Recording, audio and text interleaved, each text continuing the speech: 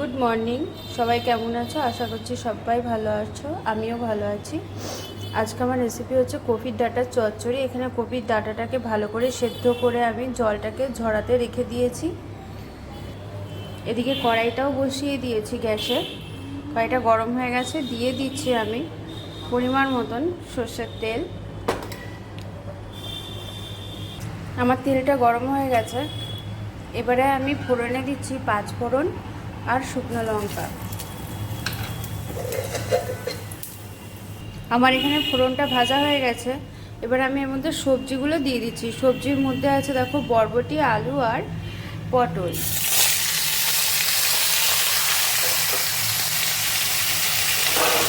আমি পরে একটা টমেটো দেবো, আর তোমরা চাইলে এর মধ্যে বেগুন, তারপরে মূলো এগুলো দিতেই পারো, আমি আজকে দিলাম না। আমার এখানে সবজিগুলো আমি ভালো করে লাল করে ভেজে নিয়েছি। এরপরে সেদ্ধ করে রাখা কপির ডাঁটিগুলো দিয়ে দেবো, দিয়ে দিলাম।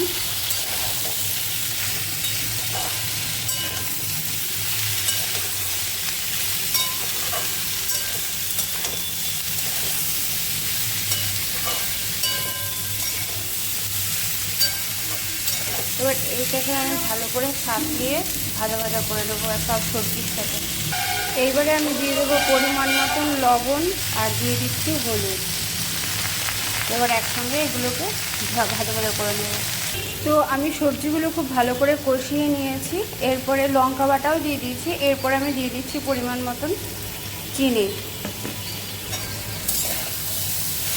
যে কোনো নিরামিষ তরকারিতে চিনি না দিলে তার টেস্টটা ভালো হয় না। এবার যারা চিনি খাও না তারা দেবে না।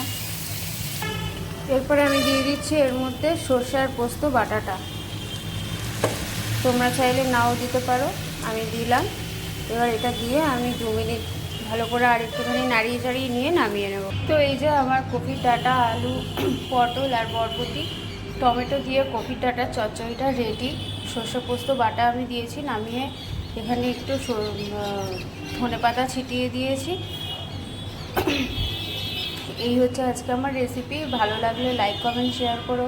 ফেসবুক থেকে যারা দেখবে আমার পেজটাকে ফলো করে দিও, আর যারা ইউটিউব থেকে দেখবে তারা আমার চ্যানেলটাকে সাবস্ক্রাইব করে দিও। আজকের মতন টাটা, দেখা হচ্ছে নেক্সট দিন নেক্সট রেসিপি নিয়ে।